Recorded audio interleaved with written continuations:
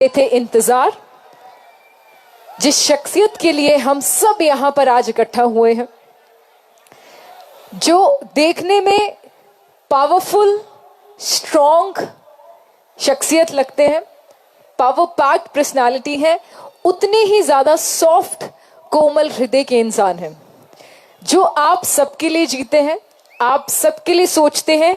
सच्चाई उनकी जिंदगी, जो सच्चाई शब्द है ना, वो ही उनकी जिंदगी है, उनकी जिंदगी ही सच्चाई है।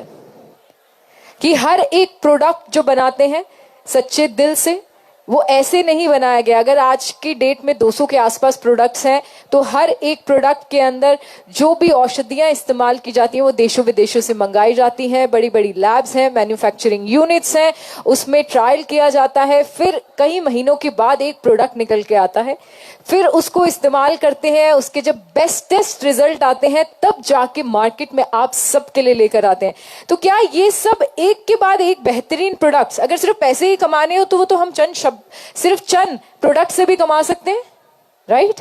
तो क्यों एक के बाद एक प्रोडक्ट्स आपके लिए लाते जा रहे हैं? क्या वो अपने लिए ला रहे हैं, आपके लिए बना रहे हैं? Absolutely right. अगर वो चाहें तो आज की डेट में बहुत सारे करोड़ कमा लिए हैं, बेहतरीन जिंदगी है, बहुत कुछ है, लेकिन फिर भी 6 महीनों से विजय रथ चल रहा है। और इसके अलावा जब मुझे पता चला विजय रथ जब कंप्लीट हो जाता है, फिर आप सबसे मीटिंग होती है, आपको सजेशंस दिए जाते हैं कि कैसे आप जिंदगी में आगे बढ़ सकते हैं। Am I right? All the leaders, क्या जिंदगी में आपको कोई ऐसे शख्सियत मिले हैं? क्या मिल सकते हैं? और वो है AWPL के निर्माता संजीव सर, जिनको मैं बोलूंगी किंग ऑफ डायरेक्ट सेलिंग। अच्छा, किंग ऑफ सोशल मीडिया भी है। मैं कह रही हूं पूरे वर्ल्ड में आप कोई भी एक मुझे कोई ऐसी ग्रेट लीडर बता दें जो डायरेक्ट सेलिंग इंडस्ट्री के MD CEO हैं और सोशल मीडिया पे इतने छाए हुए हैं। He is the only one in the world, I must say। और क्या कमाल का बोलते हैं तो हम सब जानते हैं, और कमाल का छाए हुए हैं। He is a celebrity himself in social media। आप सबके लिए तो सेलिब्रिटी है ही। तो चलिए दोस्तों, ज्यादा वक्त ना लेते हुए किंग ऑफ डायरेक्ट सेलिंग और यहां पर आएंगे आप सभी की। पहले तो मैं चाहती हूँ ढेर सारी तालियां हो जाए भाई, एनर्जी चेक होना चाहिए। दोनों हाथ उठाकर ढेर सारी तालियां कंटिन्यूअस बजाते रहे, ढेर सारी तालियां। Not bad. एक्साइटेड है, खुश है, प्रयागराज बहुत खुश है। अब आप सब अपना फोन निकाल लीजिए, क्योंकि अब सब फोन निकाल लीजिए और टॉर्च ऑन कर लीजिए। फोन निकाल के टॉर्च ऑन कर लीजिए, क्योंकि उनकी शख्सियत में जो चमक है ना, उस चमक को मैच करने के लिए सामने से चमक आना बहुत ज्यादा जरूरी है। उनकी शख्सियत की रोशनी को मैच करने के लिए सामने से रोशनी आना। सब अपना फोन निकाल लीजिए, टॉर्च दिखाएं, सब अपना फोन निकाल लीजिए कि ये माहौल इतना खूबसूरत होना चाहिए। मैं चाहती हूँ थोड़ी सी लाइट्स वहां। अरे वाह, क्या बात है, बहुत ही खूबसूरत नजारा मुझे अब देखने को मिल रहा है। So ladies and gentlemen, let's count with me। मेरे साथ आप काउंट करेंगे, and after the countdown of 5 हम यहाँ पर बुलाने वाले हैं one and only personality को। Alright, so let's count with me। 5, 4, 3, 2, 1। Can we have Dr. Sanjeev Kumar on the stage?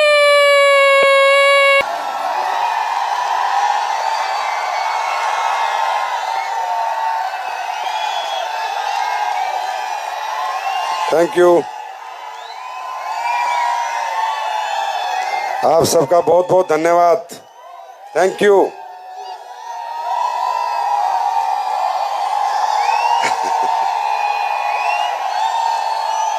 Thank you. अभी तक थके नहीं क्या आप लोग? अभी तक नहीं थके? ये प्रयागराज है। प्लीज बैठ जाओ। बहुत बहुत धन्यवाद। आप सबको नमस्कार। सबसे पहले मैं आप लोगों द्वारा किया गया ये विजय रथ का आयोजन, और इसमें आप सबने प्रयागराज के आसपास से आके 4 चांद लगा दिए, इस आयोजन को सफल बनाया। मैं प्रयागराज की पूरी लीडरशिप और पूरे फाइटर्स को बहुत बहुत बधाई देता हूं आज का विजय रथ करने के लिए। और आप सबका दिल से आभार प्रकट करता हूं, धन्यवाद देता हूं, आपके चरणों में प्रणाम करता हूं। इतना प्यार और इतना सम्मान देने के लिए थैंक यू सो मच, बहुत बहुत धन्यवाद।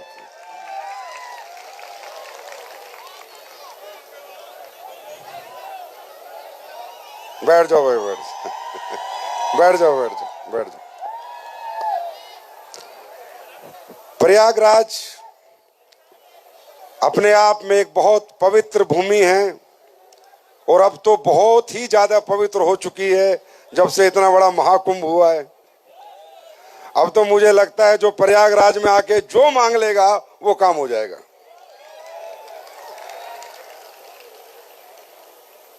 मैं आपको बताऊं, 20 सितंबर से हम लोगों ने विजय रथ की ये श्रृंखला शुरू की थी। 6 महीने 3 दिन हो गए, लगातार देश के हर कोने में विजय रथ गया। जम्मू कश्मीर हो, हिमाचल, कुल्लू मनाली हो, मदुरई हो, बेंगलोर हो, मतलब कश्मीर से कन्याकुमारी तक ये विजय रथ आज 34वें पड़ाव पे है, 34वां विजय रथ है और आउट स्टेशन का ये आखिरी पड़ाव है। और मैं बताते हुए अत्यंत हर्ष महसूस कर रहा हूं, शायद इस सदी में किसी भी डायरेक्ट सेलिंग कंपनी को इतनी मोहब्बत नहीं मिली, इतना प्यार नहीं मिला जो लोगों ने एसलीपीएस वेलनेस को दिया है।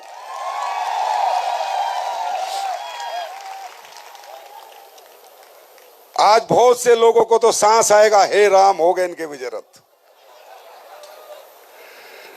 क्योंकि लोग कहते हैं सर ये कहां से लाते हैं भीड़, एसलीपीएस वालों के पास इतने लोग कहां से हैं।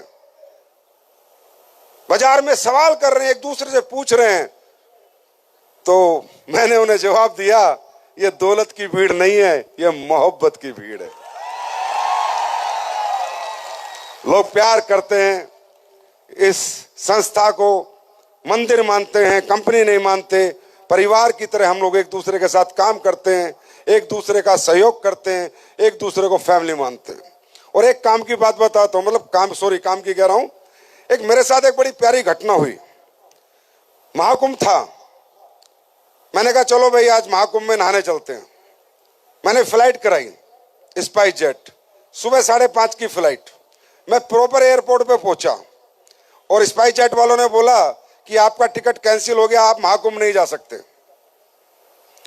तो मुझे कई लोगों ने बोला कि तू दोबारा फ्लाइट करा ले भाई, दूसरी करा ले, तीसरी करा ले, कल चला जाना। मैंने कहा ना, ऊपर वाले का कुछ और ही इशारा है। वो कहता है प्रयागराज जाना है, विजय रथ लेके जाना है और जब गंगा जी में नहाना है। वैसे उस टाइम पे ना पापी भी बहुत आए थे यहाँ, अब ज्यादातर तो खराब ही कर दिया था। अब पता नहीं उनकी वहां डुबकी लगाते तो पाप ना चढ़ जाते। सही है, अब शुद्धता में जाएंगे। तो बहुत अच्छा लगा आपके बीच में आके। पता नहीं इतने अच्छे लोग हिंदुस्तान में हैं। और दुनिया को मैं ये बताता हूं, दुनिया कहती है दुनिया में लोग खराब हैं, मैं कहता हूं इंसान खुद खराब होता है, लोग बहुत अच्छे होते हैं। इस दुनिया में 99% लोग अच्छे हैं, मात्र 1% बुरे हैं। और मुझे लगता है उन अच्छे लोगों में भी जो सबसे ज्यादा अच्छे लोग हैं वो मेरे सामने बैठे हैं।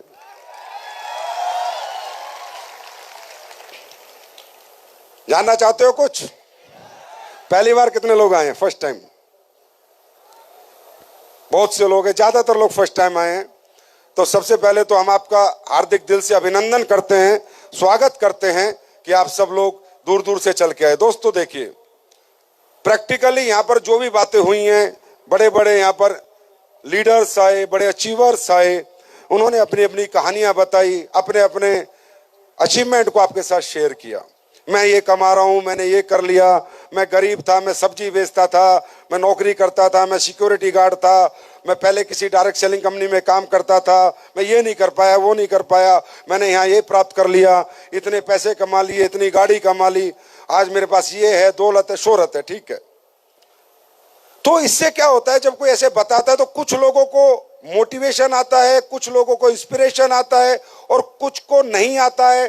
सवाल होते हैं मन में, ये कैसे हो रहा है, क्यों हो रहा है, मैं कर पाऊंगा या नहीं कर पाऊंगा, मुझसे होगा नहीं होगा, क्या ये बिजनेस मेरे लिए भी है, क्या ये प्रोडक्ट मेरे लिए भी है, क्या ये संस्था मेरे लिए भी है, क्या मेरा भी यहाँ कैरियर बन सकता है, नहीं बन सकता, क्या छोड़ो मैं तो प्रोग्राम देख के चला जाऊंगा, मेरी नौकरी ठीक है, मेरी खेती ठीक है, मेरा बिजनेस ठीक है। क्यों? क्योंकि आप यहाँ सिर्फ चंद घंटे बैठे हो, 5 या 6 घंटे। सर 5-6 घंटे में क्या जिंदगी समझ आ सकती है? क्या 5-6 घंटे में आप इसकी गहराई तक जा सकते हो? क्या 5-6 घंटे में आप सही फैसला ले सकते हो? बहुत मुश्किल हो जाएगा, लेकिन मैं कोशिश करूंगा आपको समझाने की। आपको यहां किसी से मोटिवेट होके नहीं जाना है, आपको यहां किसी से इंस्पायर होके भी नहीं जाना है, आपको एक समझ लेके जानी है, क्या सही है क्या गलत है। अगर आपको लगता है 0.001% कि यहां कुछ भी गलत है, तो आपको बिल्कुल यहां काम नहीं करना है, बिल्कुल यहां के बारे में नहीं सोचना है, अपने अपने जो काम कर रहे हो वो करो। और आपको लगता है कि यहां पर 0.001% कुछ भी गलत नहीं है, तो फिर जो आपको लेके आया है उसके साथ बैठना है और पूरी रात बैठ के समझना है, बता भाई क्या चीज है। दोस्तों, दुनिया में कोई भी व्यक्ति इस पृथ्वी पे आता है तो उसे अपना पेट पालने के लिए कुछ ना कुछ करना पड़ता है, यस और नो? कोई ना कोई काम कर रहा है, कोई खेती कर रहा है, कोई बिजनेस कर रहा है, कोई नौकरी कर रहा है, कोई टीचर है, कोई प्रोफेसर है, कोई डॉक्टर है, कोई इंजीनियर है। हर आदमी की अपनी अपनी समझ है, हर आदमी को अपने अपनी काबिलियत के अनुसार जीवन जीने का, जीवन यापन करने का, रोजगार करने का, कमाने का मौका मिलता है, यस और नो? और हर आदमी हर काम नहीं कर सकता, हर आदमी इंजीनियर नहीं बन सकता, हर आदमी डॉक्टर नहीं बन सकता, हर आदमी आर्किटेक्ट नहीं बन सकता, हर आदमी साइंटिस्ट नहीं बन सकता, यस और नो? हर आदमी क्रिकेट, हर आदमी हर काम नहीं कर सकता। लेकिन कोई भी व्यक्ति किसी भी काम को कब करता है? जब उसको काम करने में मजा आता है और उसका मन लगता है। अगर आपका मन नहीं लगता किसी काम में, कोई आपको करोड़ों का काम बताए चाहे अरबों का काम बताए, आपसे नहीं होगा। आप 2-4 दिन कर पाओगे, 5वें दिन छोड़ दोगे, बोला यार मुझसे नहीं हो रहा, ये मेरे से नहीं हो रहा। क्यों? क्योंकि आपका मन नहीं लग रहा। कोई भी व्यक्ति किसी भी व्यक्ति से काम करवा नहीं सकता जब तक उसकी अंतर आत्मा आवाज ना दे, तब तक उसकी आत्मा गवाही ना दे कि ये काम मुझे क्यों करना है, किस लिए करना है, और उसको काम करने में आनंद आना चाहिए। हमें पढ़ने में आनंद नहीं आता था, पर क्रिकेट में आनंद आता था। क्यों? वहां हमारा मन लगता था। पढ़ाई में हमारा मन नहीं लगता था। अब काम में मन कब लगता है? जब हमें ये पता हो ये काम सही है या गलत है, एक बात। दूसरी, क्या इस काम के करने से सिर्फ मेरा ही भला हो रहा है, सिर्फ मैं ही पैसे कमाऊंगा, सिर्फ मैं ही बड़ा आदमी बनूंगा, या मेरे काम से समाज का सोशल भी मैं कुछ कर पाऊंगा? क्या मेरा काम समाज के उत्थान के लिए है? क्या मेरे काम करने से समाज की समृद्धि आएगी? क्या मेरे काम करने से समाज में भी कुछ अपग्रेडेशन आएगा? और मैं गारंटी देता हूं दोस्त, एक व्यक्ति कितनी ही दौलत कमा ले, उसे उतनी खुशी नहीं मिलती जब उसकी वजह से अगर कुछ लोग दौलत कमा लेते जितनी खुशी उसे जब मिलती। हाँ या ना? तो पहले हम काम समझते हैं। दोस्तों, 2014 में मेरे मन में एक विचार आया कि यार कुछ करना है, पैसे कमाने के लिए, तरक्की करने के लिए कोई काम करना है। प्रैक्टिकल मैंने काम ये इसलिए चुना कि मुझे भी पैसा कमाना है, तरक्की करनी है। लेकिन मेरे मन में एक साथ में एक विचार और था कि यार संजीव, पैसे तो कमाने हैं पर किसी की बद्दुआ नहीं लेनी है, किसी का दिल नहीं दुखाना है। पैसे कम आए या ज्यादा आए, कुछ ऐसा काम परमात्मा मुझे दे कि मैं पैसे भी कमा लूं और लोगों का प्यार भी पालूं, लोग मुझे दुआएं दें। क्योंकि मैं देखता हूं लोग पैसे कमाने के लिए कैसे कैसे करते कर रहे हैं, कैसे कैसे 2 नंबर के काम कर रहे हैं, कैसी कैसी चीजें बेच रहे हैं, कैसे लोगों को ठग रहे हैं। और मैं ये नहीं चाहता था कि मेरे को पैसे कमा के कोई मुझे गाली दे। जैसे आज आप लोग सुनार के यहाँ अपनी बेटी की शादी में सोना लेके आओगे, जरूरत आपकी है, सोना लेके आओगे, और बाहर आते क्या बोलोगे? ये सुनार तो हरामजादा अपनी माँ का भी नहीं होता। बोलते हो नहीं बोलते? जरूरत की चीज भी लेके आते हो और गाली भी देते हो। तो मैं नहीं चाहता था यार जिंदगी में हमें भगवान दौलत कम दे ज्यादा दे पर गालियां कोई ना दे। तो फिर मैंने विचार, ऊपर वाले ने मेरे के अंदर तो क्या औकात है विचार की, परमात्मा ने कोई समझ दी कि यार अगर तूने किसी प्रॉब्लम पे काम कर लिया, सोशल समाज की किसी तकलीफ में काम कर लिया, तो शायद ऐसा हो कि लोग दौलत भी देंगे और दुआएं भी देंगे। वो काम क्या था? वो काम मुझे लगा आज हमारा देश, आप इस बात के गवाह हो और आप डिनाई नहीं कर सकते, सबसे ज्यादा हमारे देश में अगर आज कोई प्रॉब्लम है तो वो है घर घर बीमारी। हां या ना? घर घर बीमारी, हर घर में बीमारी। और दूसरी प्रॉब्लम है बेरोजगारी। पढ़े लिखे बच्चे बीटेक, बीबीए, एमटेक, एमबीए, 25-25 हजार रुपए महीना नहीं मिल रहे उनको, 30 हजार रुपए महीना नहीं मिल रहे उनको, क्योंकि एम्प्लॉयमेंट नहीं है। कहां कहां कितनी फैक्ट्री खुलेंगी? सरकार भी बेचारी कितनी नौकरी दे सकती है? सरकार का भी एक सीमित साधन है। और दूसरा बीमारी। आज आप लोग मानते हो कि एक घर में जो भी पैसा एक व्यक्ति कमा के ला रहा है, उसका एक हिस्सा कहीं ना कहीं मेडिकल में उसका जा रहा है। हाँ या ना? यस और नो? और पता नहीं इतनी सारी बीमारी ये रातों रात आ कैसे रही है। दूसरी बात, मुद्दे की बात, ये वायरस नहीं है, कोई बैक्टीरिया भी नहीं है, फिर ये बीमारी कौन सी है? ये सारी हैं लाइफस्टाइल डिजीज। जो खाना हम जीने के लिए खाते हैं वही खाना आज लोगों की मौत का कारण बना। क्यों? क्योंकि लोगों को समझ ही नहीं है क्या सही है क्या गलत है, सिस्टम को भी समझ नहीं है, सिस्टम भी इतना कड़क नहीं है कि इन चीजों पे कंट्रोल करे और लोगों को गलत चीजें खाने से रोके, गलत खाना ना खाने दे। आज घर घर डायबिटीज, घर घर लीवर की प्रॉब्लम, घर घर घुटने की प्रॉब्लम। हाँ या ना?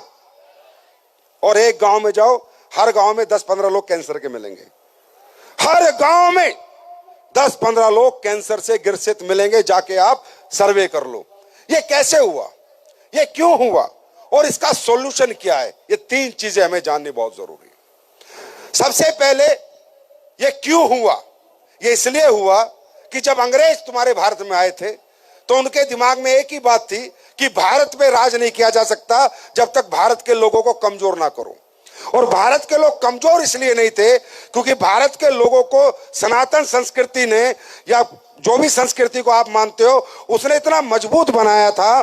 शारीरिक रूप से भारत इतना मजबूत था कि लीवर लोहे के जैसे थे, लोगों के लोहे के जैसे। याद करो, आज से 100 साल पहले, 60 साल पहले हमारे गांव का बूढ़ा 2 किलो देसी घी पी जाता था और डकार भी नहीं लेता था। आज 2 चम्मच में 10 लग जाते हैं। मैं गलत हूं तो मुझे बताओ, आप मुझे बताना। मेरी एक भी बात गलत लगे ना भाई साहब, एक भी, जिंदगी में मेरी कंपनी की तरफ मत देखना, एक भी। 6.5 फुट और 7 फुट के लोग हिंदुस्तान में होते थे। 7.5-7 फुट के लोग। आज बच्चे 5 फुट से ऊपर नहीं जा रहे। क्यों किया ये? क्योंकि कमजोर करना था। 2 किलो रसगुल्ले, आज 1 चीनी का चम्मच के लिए डॉक्टर मना कर रहा है, डायबिटीज हो जाएगी। ये हमारे बुढ़े 3-3 किलो रसगुल्ले खा के डकार नहीं लेते थे। सही कह रहा हूं, गलत कह रहा हूं? है ना? तो जब अंग्रेज आए तो उनको मालूम चला कि ये देश बहुत शक्तिशाली लोगों का है। इनका लीवर नहीं है, लोहा है, लोहे की मशीन है, जो डाल दो वही पीस देते हैं। अब इनका सिस्टम खराब करो, इनको ऐसा सोच दो, ऐसी चीजें बना के दो जिनको इनकी जबान पे लत लग जाए और ये उसके एडिक्टिव हो जाए। भाई साहब, क्या जानते हो आप इस धरती पे क्या क्या खेल हो रहे हैं और कौन कौन क्या क्या खेल कर रहा है? ज्यादा गहराई में नहीं जा सकता, ऊपर ऊपर बता सकता हूं। यहां इंसान की कोई वैल्यू नहीं है। यहां मार के पैसे कमाओ, काट के पैसे कमाओ, कैसे कमाओ, बस पैसे कमाओ, पैसे कमाओ, पैसे कमाओ। बावले हो गए हैं लोग पैसे कमाने के लिए। लोग मरे तो मरे, कटे तो करे, किसी का बाप मरे, किसी की माँ मरे, किसी की बहन मरे, कोई फर्क नहीं पड़ता, बस पैसे बनने चाहिए। अंग्रेजों ने वही खेल किया। अंग्रेजों ने सबसे पहले तुम्हें पिलाई चाय। चाय हिंदुस्तान में पी जाती थी क्या पहले? अब चाय पीने से क्या होता है मालूम? भूख मर जाती है। और जब आदमी की भूख मर जाएगी, खाएगा नहीं तो ताकतवर कैसे बनेगा? अंग्रेजों ने चाय लेके आए, अंग्रेज बिस्किट लेके आए, अंग्रेज बर्गर लेके आए, अंग्रेज नूडल लेके आए, ये सब अंग्रेजी खाना हिंदुस्तान में तो किसी को पता भी नहीं था ये होता क्या है। और क्या किया, पहले हिंदुस्तान के लोगों को कमजोर किया, बीमार किया, और फिर अंग्रेजी दवाइयों से इलाज किया। समझ रहे हो? ये एक बड़ा लंबा चौड़ा तरीका था, सिस्टम था इन लोगों का। आज हमारे यहां नॉर्मल डिलीवरी होनी बंद हो गई। अगर हमारी कोई मां बहन प्रेग्नेंट है और वो चली जाए अस्पताल में तो कट के ही आएगी। क्यों? कहां चलेगी नॉर्मल डिलीवरी? पहले तो होती थी नॉर्मल डिलीवरी, आज क्यों नहीं होती नॉर्मल डिलीवरी?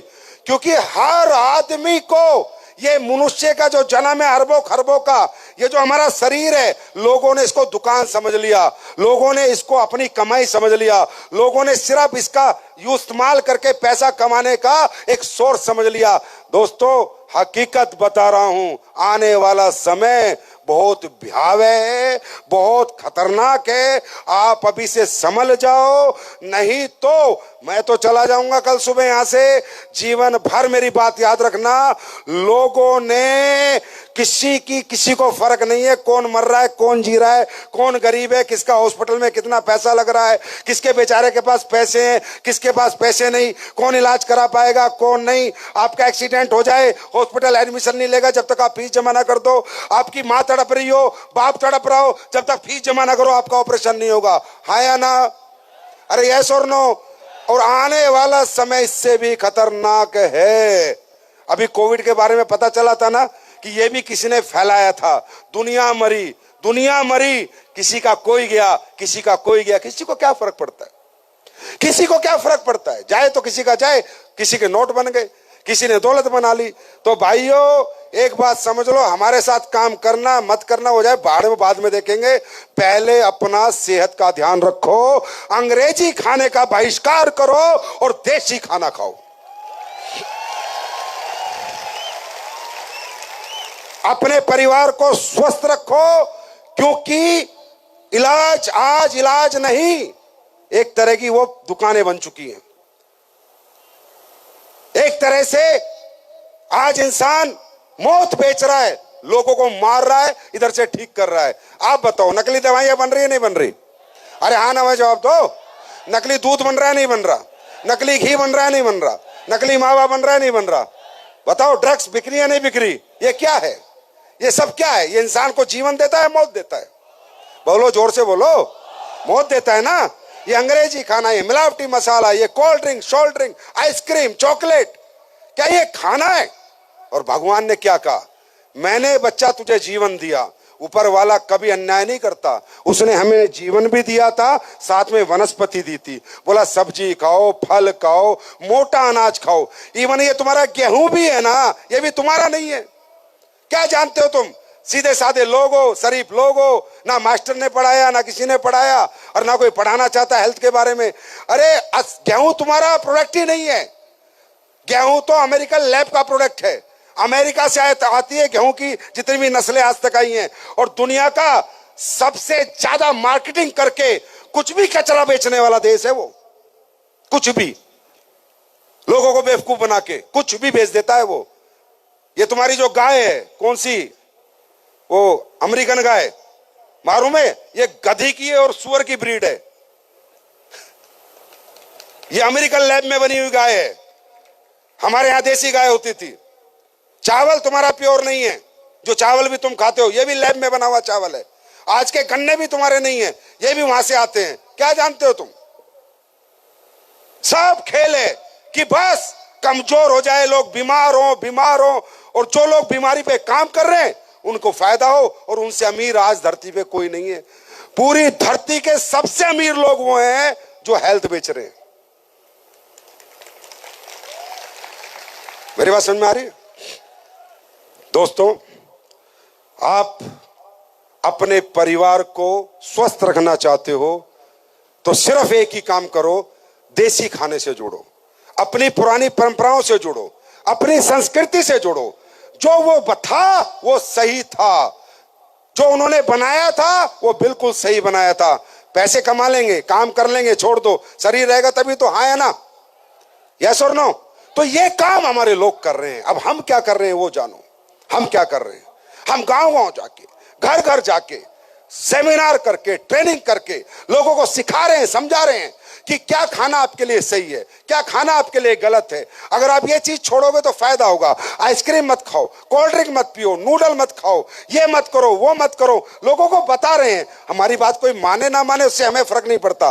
लोगों को बता रहे हैं सुबह उठो, गर्म पानी पियो, 1-2 गिलास, शाम को खाना कम खाओ, थोड़ा टहल टूल लो। ये हम लोगों को जा जाके गाइड कर रहे हैं। हम लोगों को बता रहे हैं भाइयों, तुम्हारा जो ये गट बना है, जो लीवर बना है, इसको कमांड ही नहीं है अंग्रेजी खाना पचाने की। क्योंकि जब मनुष्य पैदा हुआ था ना पृथ्वी पर, तो ना पिज्जा था ना जीजा था। समझे? जब ये भगवान ने पैदा किया था ना इंसान, तो पिज्जा बनता था क्या उस टाइम? बिस्कुट बनते थे। तो जब भगवान ने लीवर बनाया, तो लीवर को सब सिखाया है भगवान ने। आम को कैसे पचाना है, गोभी को कैसे पचाना है, आलू को कैसे पचाना है, मटर को कैसे पचाना है, पिज्जा कैसे पचाना है, ये नहीं बताया। अब जब पिज्जा अंदर जाता है तो लीवर बोलता है ये पिज्जा कहां से आ गया जीजा, इसका क्या करूं, और उसको इधर उधर फेंक देता है। इसलिए हम लोग बीमार होते हैं। राइट? आज हमारी संस्था क्या कर रही है? पिछले 11 साल से हमने करोड़ों लोगों को ज्ञान दिया, क्या सही है क्या गलत है। हम लोगों को कहते हैं दुनिया का सबसे बड़ी औषधि तुम्हारे घर का मसाला है। अगर तुम साबुत मसाला लाके कूट के खाओगे तो उसी में ही तुम्हारे को बहुत औषधियों की ताकत मिलेगी। ये हम बता रहे हैं। अभी तो हम बेच भी नहीं रहे, आएंगे, लाने वाले समय में लाएंगे। हम ये काम कर रहे हैं, लोगों को घर घर जाके समझा रहे हैं। इससे कुछ लोग छोड़ रहे हैं, कुछ लोग दूर हो रहे हैं। मैं ये कहता हूं, कोई हमारा प्रोडक्ट ले ना ले, हमें मतलब नहीं। किसी को हमारा प्रोडक्ट चाहिए नहीं चाहिए, हमें मतलब नहीं। पर जब हम ये प्रोग्राम करते हैं, लोगों को समझाते हैं, तो कोई हमें मिल जाता है कि भाई साहब आप क्या करते हो? तो हम कहते हैं हम आयुर्वेदिक, अपनी 5000 साल पुरानी संस्कृति, अपनी 5000 साल पुरानी ताकत, जब ये दुनिया में अंग्रेजी कुछ नहीं था, उस आयुर्वेद का प्रचार प्रसार कर रहे हैं। हम दुनिया का नंबर 1 आयुर्वेदिक प्रोडक्ट बना रहे हैं। हम बेचते नहीं है सर, लोग खुद खरीद लेते हैं। फिर लोग कहते हैं कि बेटा क्या आपके पास घुटने का कोई प्रोडक्ट है, लीवर का कोई प्रोडक्ट है, किडनी स्टोन का कोई प्रोडक्ट है, हार्ट के लिए कुछ है, लेडीज प्रॉब्लम के लिए कुछ है? तो फिर ये जो लोग यहां पर आके बोल रहे थे मैंने इतने करोड़ कमाए, ये बोलते हैं हाँ सर है, आप एक बार यूज कर लो। वो कहता है लेकिन बेटा एक बात बता, मेरा तो ऑपरेशन लिख दिया डॉक्टर ने 2.5 लाख रुपए का, करवाऊं या ना करवाऊं? तो हमारा लीडर कहता है भाई साहब 3 साल से परेशान हो, 3 महीना हमें भी इस्तेमाल करके देख लो। लाखों रुपए खर्च कर चुके हो, कुछ छोटे से पैसों में हम आपको प्रोडक्ट देंगे, यूज कर लो। ठीक हो गए तो दुआ दे देना, और नहीं हुए तो सोचना 2.5 लाख की जगह 2,60,000 का ऑपरेशन हो गया। कुछ गलत कर रहे हैं, कुछ गलत कर रहे हैं। और ये कर करके लोगों को समझा के, बता के, अपने प्रोडक्ट यूज करा के आज 11वां साल चल रहा है भाई साहब।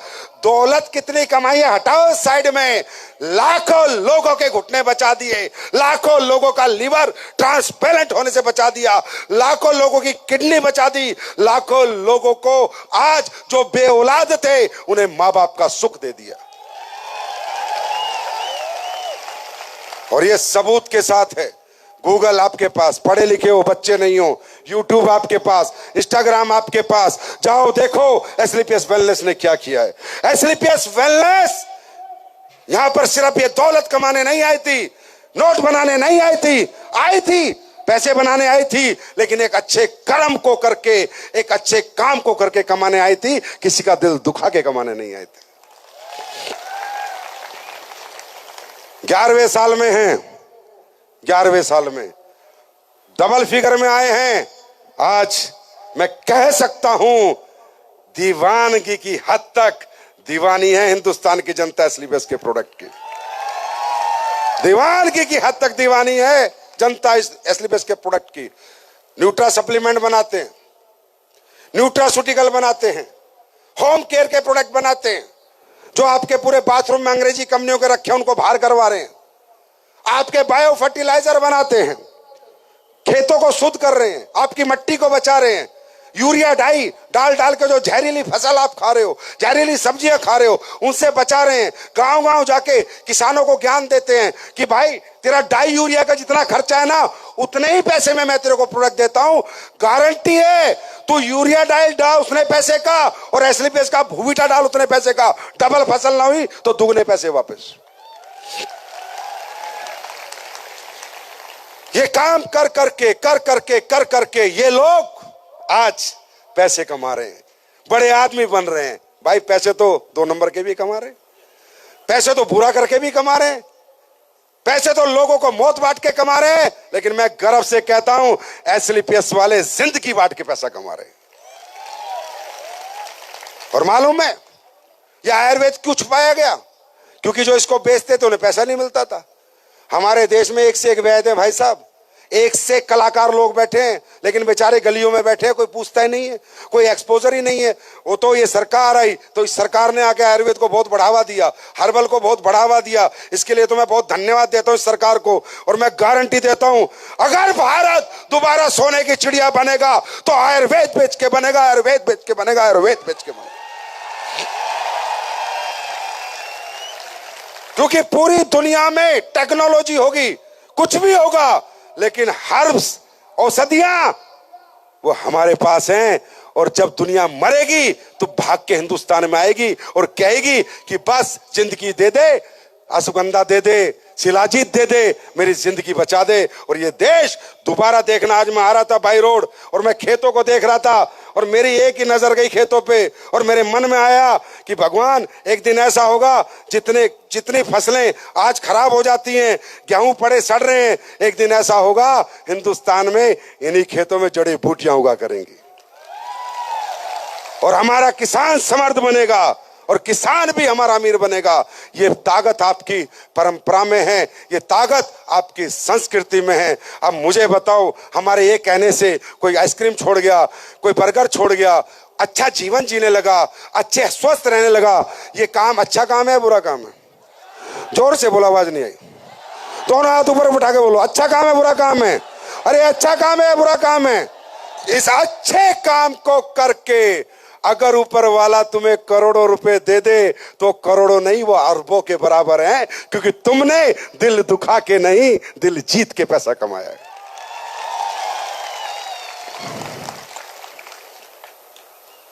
Are you ready? अब बात करते हैं बेरोजगारी की। आज इसी काम को करने के लिए आपको 1 रुपया नहीं लगाना, 5 पैसे नहीं चाहिए भाई हमें आपसे। प्रोडक्ट लो, इस्तेमाल करो, अच्छा लगे तो प्रचार करो, वरना फेंक दो। इतना चैलेंज करने वाला भारत में आज तक कोई माइका लाल मैनेजिंग डायरेक्टर पैदा नहीं हुआ। पहले प्रोडक्ट लो, 1 रुपया नहीं चाहिए मुझे आपसे। पेस्ट ले लो, अरे 65 रुपए की एक साबुन इस्तेमाल कर लो। डायरेक्ट सेलिंग का मतलब मैं समझाता हूं। तुमने डायरेक्ट सेलिंग देखी होगी, नकली शकली जो होती थी इधर उधर फालतू की डायरेक्ट सेलिंग, जहां सिर्फ सपने बेचे जाते थे, लोगों को बेवकूफ बनाया जाता था। ये जोड़ ले ये मिलेंगे, ये जोड़ ले ये मिलेंगे, वो सब एक चोरी थी, ठगी थी।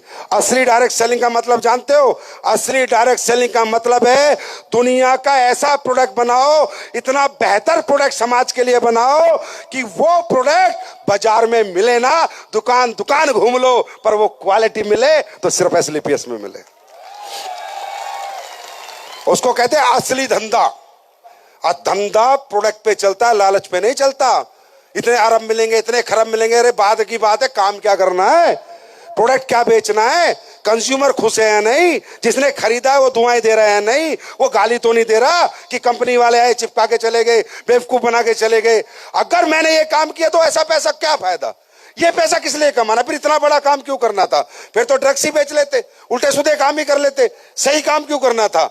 तो सही डायरेक्ट सेलिंग का मतलब है, अगर आप एक लाइन में डायरेक्ट सेलिंग जानना चाहते हो तो इसका मतलब है दुनिया के सबसे बेहतर क्वालिटी प्रोडक्ट बनाओ और डायरेक्ट सेलिंग मॉडल से बिकवाओ, उसको असली डायरेक्ट सेलिंग कहते हैं। वो भी क्यों?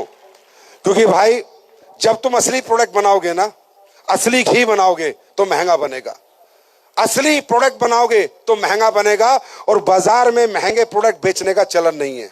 बाजार के लोग कहते हैं प्रोडक्ट कितना ही बेकार हो लेकिन प्राइस बराबर होना चाहिए। ए कंपनी, बी कंपनी, सी कंपनी, डी कंपनी जितने में बेच रही है इतने में आप बेचो, तब हम आपका प्रोडक्ट बेचेंगे, नहीं तो नहीं बेचेंगे। इसलिए दुनिया में क्वालिटी प्रोडक्ट बनते हैं तो दो ही तरीके से बिकते हैं, या तो खुद का शोरूम खोल के बिकते हैं या डायरेक्ट सेलिंग का मॉडल अपना के बिकते हैं। डायरेक्ट सेलिंग बनी ही इसलिए थी कि दुनिया के सबसे क्वालिटी प्रोडक्ट बन सके और बिक सके। और हम तो चैलेंज करते हैं भाई, ओपन चैलेंज। हम एक पेस्ट बनाते हैं भाइयों, नए आदमी कितने हैं पहली बार? नहीं भाई, हम बनाते हैं एक पेस्ट, ठीक है, दांतों का। दांत से ऊपर जीवन में कुछ नहीं है। दांत गए तो सब कुछ गया, स्वाद गया। आदमी स्वाद का नहीं तो पैसे का क्या करेगा? कुछ खा नहीं सकता। तो हम बनाते हैं एक पेस्ट, दुनिया का बेहतर पेस्ट, गारंटी 270 रुपए का देते हैं भाई। बाजार में मिलता है 60-70 रुपए के। उनमें क्या डला है मैं बता नहीं सकता, बेचारे मेरे पीछे पड़ जाएंगे सोच के कि सारी बात खोल रहा है। राइट, पेस्ट क्या होता है और दांतों का पेस्ट क्या होता है? मैं कहता हूं एसलीपीएस में छोड़ो, बाद में आएंगे। एक पेस्ट लेके चले जाओ और गारंटी देता हूं 3 दिन कर लेना, अगले 30 साल तक छोड़ नहीं सकते। साला नशा हो जाएगा कि चाहिए तो डेंटोडो की चाहिए। चैलेंज है मेरा आपसे, उसके बाद काम करेंगे। ये प्रोडक्ट हमने बनाए, ये बनाए, ऐसे काम किया, तभी तो मात्र 10 साल में भारत देश का रिकॉर्ड बना डायरेक्ट सेलिंग में। 1100 करोड़ रुपए का टर्नओवर किया एक साल में। सबसे ज्यादा करोड़पति बने, सबसे ज्यादा गाड़ियां। क्यों? अच्छा काम करके। क्योंकि भाई जनता जनार्दनी सब कुछ है। जनता एक्सेप्ट करेगी तो बड़े और जनता लात मारेगी तो छोटे। जनता से ताकतवर धरती पे कोई नहीं है। ये घमंड है किसी को, मैं बहुत कुछ हूं, मैं बहुत कुछ हूं। मैं क्या हूं? मैं एमडी हूं, मैं कंपनी मालिक हूं। काहे का मालिक हूं? जनता खत्म, मालिक खत्म। काहे का मालिक है? हाल मालिक घूमेगा कटोरा लेके भाई देना। कोई मालिक सालिक नहीं है। अगर रियल मालिक होती है किसी भी व्यक्ति की जिंदगी में, वो आम जनता होती है। जनता खुश तो मैं खुश। हाँ है ना? तो जनता कब खुश रहेगी? कब प्यार देगी आपको? आज लोग कहते हैं भीड़ होती है एसलीपीएस में, बैठने की जगह नहीं, देखो घूम के एक कोना खाली नहीं। क्यों? क्या हमने कोई लालच दिया है? और इतना बड़ा अंबानी का बेटा थोड़ी हूं भाई जो इतना लालच दे दूंगा। मैं तो मिडिल क्लास का बच्चा हूं, मेरी क्या औकात है? मैं क्या लालच दूंगा? ये क्या खींच के लाता है इनको? हमारी मोहब्बत, हमारे प्रोडक्ट के रिजल्ट। हमने किया होगा कुछ ऐसा जो एक पैर रखने की जगह नहीं है। मैं कोई लॉटरी चला रहा हूं? कोई लॉटरी का टिकट दिया तुम्हारे को कि पहला नंबर गाड़ी, दूसरा नंबर ट्रक? कुछ नहीं है। बिना पसीने के 5 रुपए नहीं देते हम। 5 रुपए फ्री के नहीं मिलते हमारे यहां, मेहनत करनी पड़ती है। ये काम करके आज ये लोग भारत में तरक्की करते हैं, आर्थिक समृद्ध हो रहे हैं, अपने परिवार की दुख तकलीफ दूर कर रहे हैं। और मुझे लगता है कि इस काम में दौलत कितनी है पता नहीं, पर जब कोई ठीक होकर दुआ देता है और कोई बुजुर्ग आके सिर पे हाथ रखता है कि बेटा तेरी वजह से जिंदगी बच गई, भाई साहब ऐसा लगता है कि जीवन सफल हो गया। बात समझ में आ रही है? अब मुद्दा यह है कि सर मैं काम करूं या ना करूं, मुझसे होगा या नहीं होगा, या मैं इस काम को कैसे करूं और क्यों करूं। दोस्तों, डायरेक्ट सेलिंग का मॉडल बना ही इसलिए था कि जो लोग कुछ नहीं कर सकते और कुछ नहीं बन पाए, उम्र निकल गई, समय निकल गया, शादी हो गई, अब कुछ करने के लिए है नहीं। डायरेक्ट सेलिंग, मैं कब कहता हूं डायरेक्ट सेलिंग करो? डायरेक्ट सेलिंग का मॉडल उन लोगों के लिए ही बना है जिनको लगता है मैं कुछ नहीं कर सकता, वही यहां सब कुछ करता है।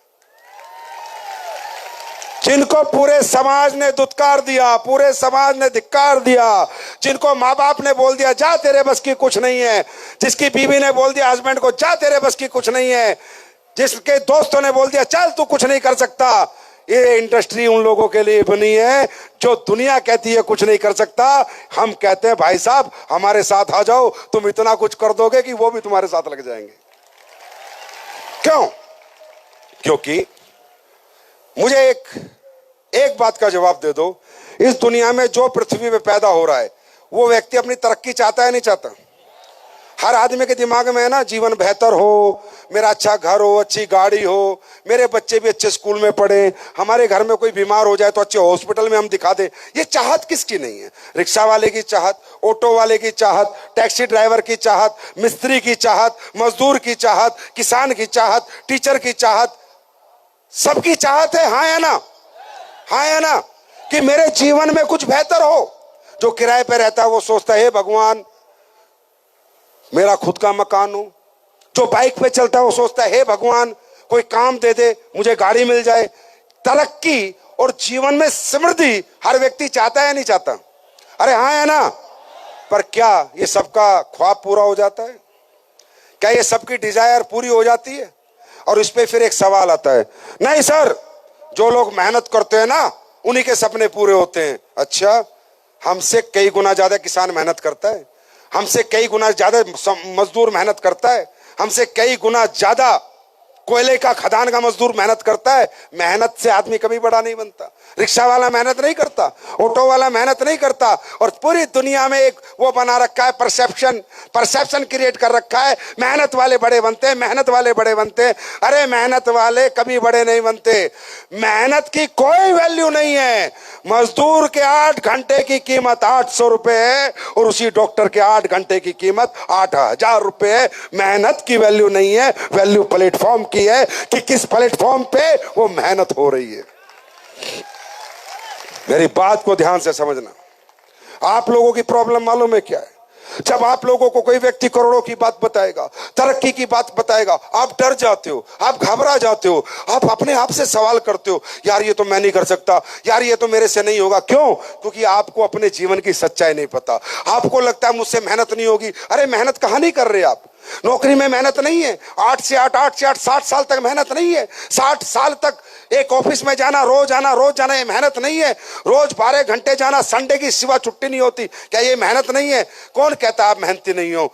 आप, मैं सही बताऊं, शारीरिक रूप से कमजोर नहीं हो, बात है मानसिकता की। आप मानसिक रूप से कमजोर हो जाते हो। जब भी बड़ी बड़ी बातें होती हैं, बड़े फंक्शन होते, बड़ी दुनिया देखते हैं, बड़े लोग देखते हैं, हमें डर लगता है। आप लोग इतने डरे हुए लोग हो, बुरा मत मानना, आप 5 स्टार होटल में घुस नहीं सकते। आपको डर लगता है, ये तो बड़े लोगों के लिए बने हैं। वो पैदा बड़े नहीं हुए थे, धरती पे आके संघर्ष करके बड़े हुए हैं। आप मानसिक रूप से इतने कमजोर हो, बड़े शोरूम में जाने से डरते हो, मर्सिडीज के शोरूम में जाने से डरते हो। क्यों? आप डर चुके हो, घबरा चुके हो। आपको मालूम नहीं है कि आपके अंदर ताकत क्या है, आपकी पावर क्या है। वो एहसास शायद आज आपको हो जाए। अब सुनो मेरी बात, इंसान कमजोर नहीं होता, वो मानसिक रूप से कमजोर है। हम शारीरिक रूप से कमजोर नहीं है। हम किससे कमजोर है? मानसिक रूप से। अब मैं आपको बताता हूं। आप कहते हो आपकी मेहनत नहीं बिक सकती करोड़ों में, अरबों में, आपको लगता है मैं नहीं कमा सकता। भाई साहब, प्लेटफॉर्म की वैल्यू है, आपकी मेहनत की नहीं। ये महेंद्र सिंह धोनी एक दिन गलियों में क्रिकेट खेलता था, 100 रुपए का मैच लगाता था। जब तक उसको बड़ा प्लेटफॉर्म नहीं मिला था, वही धोनी, वही छक्का मारने का स्टाइल, वही क्रिकेट के टैलेंट, और उसी धोनी को एक दिन मैच खेलने के 100 रुपए मिलते थे। वो धोनी ने प्लेटफॉर्म बदला, भारत टीम में गया, वही धोनी, वही शकल, वही छक्का, 100 करोड़ का आदमी बन गया। मुझे एक सवाल का जवाब दो, मेहनत नहीं बदलनी। धोनी ने मेहनत नहीं बदली, शकल सूरत नहीं बदली, टैलेंट नहीं बदला। क्या बदला? जोर से बोलो, क्या बदला? क्या बदला? प्लेटफॉर्म की वैल्यू है। नेहा कक्कड़ भजन गाती थी जागरण में, एक भजन के 1100 रुपए मिलते थे। बॉलीवुड सिंगर बनी, उसी भजन के 11 लाख और 11 करोड़ मिलने लग गए। वही नेहा कक्कड़ है, गाने का तरीका नहीं बदला। क्या बदला? क्या बदला? आप कमजोर नहीं हो। मैं तो भाई साहब हर उस व्यक्ति की इज्जत करता हूं जो कोई भी काम करता है, जो सुबह घर से निकल रहा है, चाहे रिक्शा चला रहा है, चाहे मजदूरी कर रहा है, चाहे नौकरी कर रहा है, जो व्यक्ति कोई भी काम करके अपने बच्चों का जीवन यापन कर रहा है, उसको मैं मर्द कहता हूं। मर्द है। मैं कभी नहीं कहता कि वो व्यक्ति कमजोर है, उसका प्लेटफॉर्म कमजोर है, व्यक्ति कमजोर नहीं है। आप देखो, शादी में जब आप नाचते हो, कोई बच्चा शादी में नाचता, कोई नहीं पूछता, वो बच्चे को डांस इंडिया डांस का मौका मिल जाए, टीवी पे चला जाए, दुनिया देख ले, जिस बच्चे को 10 रुपए नहीं मिलते थे वो 10 करोड़ का आदमी बन जाता है। क्या बदला? क्या बदला? नाचने का तरीका थोड़ी बदला है, मेहनत का तरीका नहीं बदलना मेरे भाई, मेहनत नहीं बदलना। वो मेहनत जहां कीमत दे वो प्लेटफॉर्म बदल देना, चाहे हमारा बदलो चाहे कहीं और जाओ, पर खुद को सस्ते में मत बेचो, तुम्हारी मेहनत करोड़ों में भी बिक सकती है। ये तो हम कह रहे हैं, और यही काम आप बाजार में जाके किसी से बोलो, हम तो जोर लगा रहे हैं पैसे कमा लो, बड़े आदमी बन जाओ, पैसे कमा लो, और बाहर वाले कह रहे हैं तुम बर्बाद हो जाओ, तुम जीरो हो जाओ, रिश्तेदार तुम्हारी तरक्की से दुखी, पड़ोसी तुम्हारी तरक्की से दुखी। अरे ये दुनिया दुखियों की है, यहाँ सुख बांटने वाले बहुत कम मिलते हैं। ये तो हमारी इंडस्ट्री ऐसी है जो हर आदमी को सुख बांटना चाहती है, और यही कीमत, हमारा पेस्ट लेते ही आपकी कीमत बढ़ जाएगी, साबुन लेते ही बढ़ जाएगी। और आज आप अपनी कीमत बाजार में लगाने जाओगे, अपने घर परिवार के लिए, जीवन यापन करने के लिए, आजीविका कमाने जाओगे, सबसे पहले पूरा इंटरव्यू लेता है आपका, कितना पढ़ा है, कितनी डिग्री है, कहां एक्सपीरियंस है, किस जात का है, किस धर्म का है, कितने दिन हो गए काम करते हुए, बीए 30,000, बीटेक है 50,000, एमबीए 30,000, एमटेक है 50,000। हाँ है ना? उसे कोई मतलब नहीं, तुम किराए के घर में रहते हो, तुम्हारी बेटी की शादी होने वाली है, तुम्हारे बच्चों को अच्छे स्कूल में पढ़ाना है, तुम्हारे माँ बाप बीमार है उनका इलाज कराना है, ये मतलबी दुनिया है, इसका कोई मतलब नहीं। मरो कटो साला कीड़े पड़े, तुम्हारे घर में कोई मरे जिए, वो अपने हिसाब से आपकी कीमत लगाता है। और इंसान इसीलिए हार रहा है, वो जब तक इंसान अपनी कीमत दूसरों से लगवाएगा वो इस जन्म में हारता जाएगा, और जिस दिन कीमत खुद लगाएगा वो इस जन्म को जीत लेगा। सब्जी के भाव बेच रहे हो आप खुद को, सब्जी के भाव, संजीव कुमार 30,000 रुपए किलो महीना, प्रणब पांडे 40,000 रुपए किलो महीना, जितेंद्र मौर्य 35, मतलब इसलिए पैदा हुए इस धरती पे हम। अरे मैं नहीं कहता आप विजेता बनोगे नहीं बनोगे, मैं नहीं कहता आप बड़े आदमी बनोगे नहीं बनोगे, जीतोगे नहीं जीतोगे, मुझे नहीं पता कल क्या होगा, पर एक बार इस जन्म में आए हो तो बड़ा बनने की और कामयाब होने की कोशिश करके तो देखो। और मैं नहीं कहता हमारे यहां करो, हमारे यहां मत करो, मैं कोई कन्वेंस नहीं कर रहा आपको, कुछ भी करो पर कुछ बड़ा करो, कोई भी काम करो, कोई भी काम करो, हमारा काम मत करो, पर अपने जीवन में आए हो, इस पृथ्वी पे आए हो तो कुछ तो ऐसा लिख के जाओ अपने घर में जो आने वाली 10 पीढ़ियां मिटा ना सके, चाहे कुछ भी करो। मैं कब कहता हूं डायरेक्ट सेलिंग करो? मैंने किसी को नहीं कहा डायरेक्ट सेलिंग करो, मैं तो कहता हूं भाई डायरेक्ट सेलिंग बिल्कुल मत करो, क्योंकि कामयाबी में, मैं कब कहता हूं कि डायरेक्ट सेलिंग में पैसा है, डायरेक्ट सेलिंग में सबसे ज्यादा नाम है, सम्मान है, पहचान है, मैं कभी नहीं कहता। मैं तो कहता हूं भाई दुनिया में बॉलीवुड स्टार को ज्यादा पैसा मिलता है, हमें तो कम मिलता है। क्रिकेटर बनो, एक्टर बनो, सिंगर बनो, डांसर बनो, मैं कब कहता हूं आप डायरेक्ट सेलिंग करो? मैं किसी को सलाह नहीं देता, क्योंकि कामयाबी ये कहती है अगर इंसान तुझे मुझे प्राप्त करना तो 3 ही तरीके हैं, या तो पढ़ाई लिखाई दे दे, उच्च शिक्षा दे दे, या टैलेंट दे दे इनबिल्ट, कोई गाने का, नाचने का, खेलने का, या पैसा दे दे और बड़ा हॉस्पिटल बना ले, स्कूल बना ले, होटल बना ले। कामयाबी कौन कहता है डायरेक्ट सेलिंग में मिलती है? आप कमा लो कामयाबी, ले लो कामयाबी, इतनी पढ़ाई करो। मैं तो कहता हूं पढ़ाई करो, आईएएस बनो, आईपीएस करो, साइंटिस्ट बनो, देश का नाम बड़ा करो। मैं तो कहता ही नहीं डायरेक्ट सेलिंग करो, मैंने तो किसी को आज तक सलाह नहीं दी, मैंने कहा पहले दूसरे काम करके देख ले भाई। डायरेक्ट सेलिंग किसको करनी है? अगर आपके पास पढ़ाई लिखाई नहीं है तो भी एक तरीका है बड़ा बनने का, inbuilt talent, singer, dancer, boxer, cricketer, Bollywood actor, Hollywood actor, अरबों खरबों रुपए मिलेंगे, यहां से कई गुना ज्यादा पैसा मिलेगा और नाम भी मिलेगा। मैं कब कहता हूं? और अगर छोड़ो, ना पढ़े लिखे हो ना टैलेंट है, बड़ा पैसा लो, प्रयागराज में होटल बना लो, हॉस्पिटल बना लो, स्कूल बना लो, पैसे ही पैसा मिलेगा, नाम सम्मान पहचान सब मिलेगी। हाँ है ना? मैं तो उसी आदमी को कह रहा हूं डायरेक्ट सेलिंग कर जिसको लगता है ना मैं पढ़ पाया, ना मेरे पास उच्च शिक्षा है, ना मेरे पास ऐसा कोई टैलेंट है कि मैं कुछ स्टार बन जाऊं, और ना मेरे पास पैसा लगाने को पैसा है।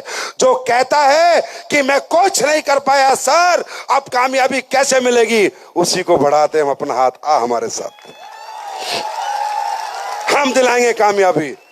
क्योंकि हमारी इंडस्ट्री कहती है ना तेरा पैसा चाहिए, 5 रुपए नहीं चाहिए, ना तेरा टैलेंट चाहिए, ना तेरा पैसा चाहिए, ना तेरी पढ़ाई चाहिए, ना तेरी उम्र चाहिए, ना तेरी जात चाहिए, ना तेरा धर्म चाहिए, ना तेरा जेंडर मतलब मेल हो फीमेल हो, गरीब हो अमीर हो मिडिल क्लास हो। कोई भी व्यक्ति जो बाहर की दुनिया में सपने पूरे नहीं कर सकता, वो एक दुनिया में पक्का पूरे कर सकता है, और उस दुनिया का नाम है एस्क्लेपियस वेलनेस प्राइवेट लिमिटेड। बात समझ में आई? तो भाइयों, मानसिकता बढ़ाओ, सोच बड़ी करो, बड़े बनो ना बनो, सोचो तो बड़ा। जब सोचोगे तो बॉडी वैसे ही रिएक्ट करेगी, माइंड वैसा ही रिएक्ट करेगा। आप कमजोर मानसिक रूप, शारीरिक रूप से आप कमजोर हो क्या? अंबानी के लड़के से कमजोर हो क्या?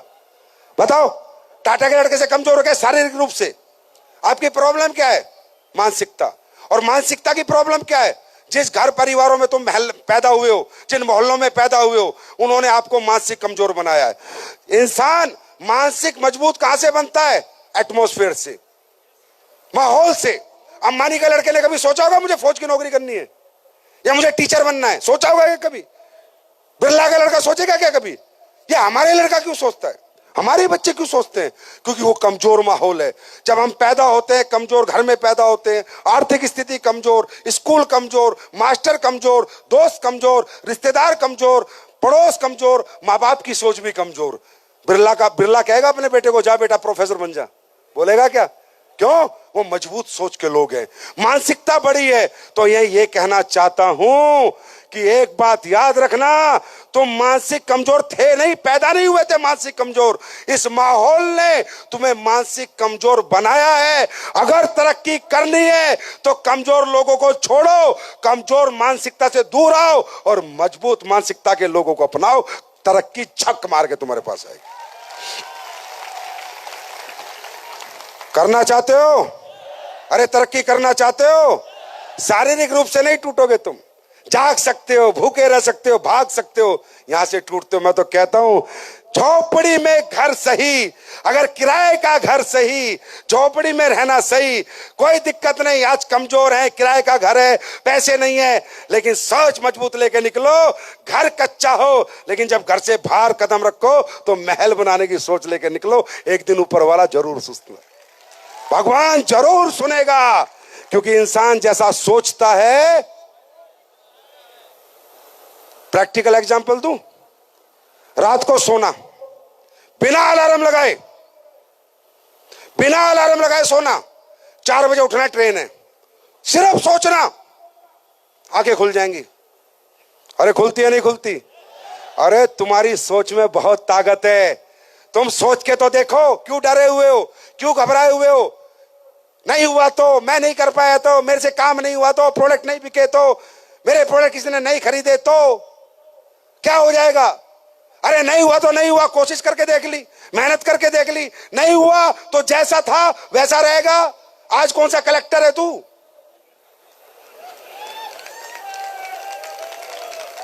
और हो गया तो, हो गया तो सोचो, हो गया तो फिर क्या हो सकता है? हो गया तो सोच से इंसान मजबूत होता है। अब ये बताओ, तुम रात को सोए, सुबह 4 बजे उठने के बारे में सोचा, उठ गए। अरे तुम्हारी सोच कितनी ताकतवर है तुम्हें पता है? मनुष्य कितना ताकतवर है तुम्हें पता है? मनुष्य की ताकत जाननी थी, तुम प्रयागराज में मिले, या इतने इतने संत महात्मा आए थे, ऐसे ऐसे चमत्कार करके चले गए जो एक मनुष्य आम जीवन में सोच नहीं सकता। है ना? अरे यहीं के रहने वाले हो ना, एक एक टांग पे खड़े होने वाले लगातार 10-10 दिन।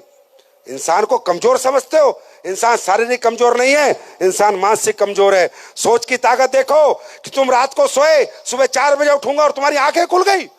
सोचो, तुम्हारी मजबूत सोच कितनी ताकतवर है। अरे सोया हुआ इंसान मरे हुए इंसान जैसा होता है। ये मजबूत सोच जब मरे हुए इंसान को उठा सकती है, इस जगे हुए को कहां पहुंचा सकती है।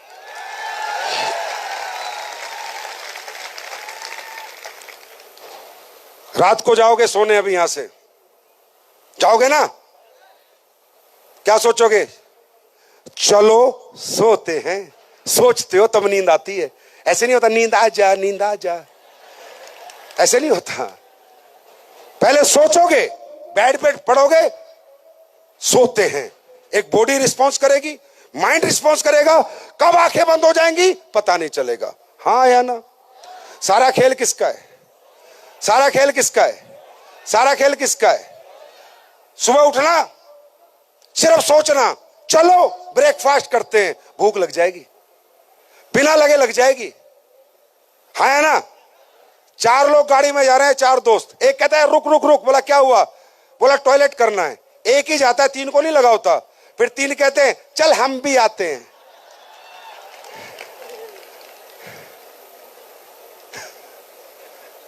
कहां से आ जाता है पता नहीं चलता। इसी तरह जिस दिन तुम मजबूती से सोचने लग जाओगे, तरक्की कहां से आएगी, कैसे आएगी, तुम्हें पता नहीं चलेगा। तैयार हो? अरे बड़ा सोचने को तैयार हो? तैयार है प्रयागराज? अब हमारी माताएं बहनें बैठी हैं। अब हमारे मौर्या सर बहुत प्रेशर डाल रहे थे, सर हमें ऐसे लगता है ये आपने महिलाओं के लिए ये कर दिया, महिलाओं को 5 लाख डायमंड पे एक्स्ट्रा दे दिए, हर लेवल पे 10% दे दिए, आप महिलाओं के बारे में ज्यादा सोचते हो। भाई इनकी परेशानी पता है ये किन परेशानियों में काम करती है? सुबह बच्चों को उठाती है, फिर उन्हें स्कूल भेजती है, फिर पति देव आ जाते हैं, फिर उनका ब्रेकफास्ट बनाती है, फिर उनको ड्रेस देती है, फिर उसको ऑफिस भेजती है, फिर झाड़ू चौका बर्तन करती है, उसके बाद डायरेक्ट सेलिंग करने निकलती है। तूने कितने बच्चे पाल दिए बे?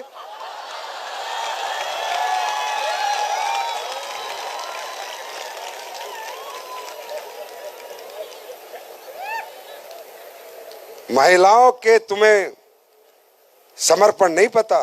और सुनो, ये टोपाज में आदमी ज्यादा आ रहे हैं, रूबी ज्यादा आ रहे हैं। आने वाले में समय में मुझे एसलीपीएस में बराबर की शक्ति चाहिए, महिला शक्ति बराबर की। तैयार हो? और मैं आज इस मंच के माध्यम से पूरे हिंदुस्तान को एक मैसेज देना चाहूंगा। प्लीज अपनी बहनों को, बेटियों को, बीवियों को काम करने से ना रोके, ना डरें, हिम्मत दें, साथ दें उनका। आज कोई महिला मुझे आके बता रही है कि सर मेरे पतिदेव काम नहीं करने देते। एक महिला बता रही है सर मेरा भाई मुझे काम नहीं करने देता। अरे थोड़ा सा मेंटल डेवलप हो जाओ, सशक्त नारी बनाओ। मुद्दा ये नहीं है आज तुम काम नहीं करने देते महिलाओं को, तुम्हें पता है तुम्हारी बेटी कल शादी होके जाएगी, अगर अपने पैरों पे खड़ी नहीं हुई तो साला रखेगा नहीं रखेगा, कल तलाक दे देगा, कहां जाएगी? अगर खुद सेल्फ डिपेंडेंट होगी तो 1000 बार बोलेगी हट, छोड़ता है तो छोड़, मैं कौन सा तेरे टुकड़ों पे पल रही हूं। और तुम अपनी बहन को कमजोर कर रहे हो, अपनी बेटियों को कमजोर कर रहे हो, और अपनी बहन को कह रहे हो ये बिजनेस मत कर, घर से मत निकल, लोगों के यहां मत जा, प्रोडक्ट सेल करने मत जा। बहुत गलत विचार हैं। इन्हीं गलत और संकुचित विचारों ने आज महिलाएं कमजोर रखी हुई हैं।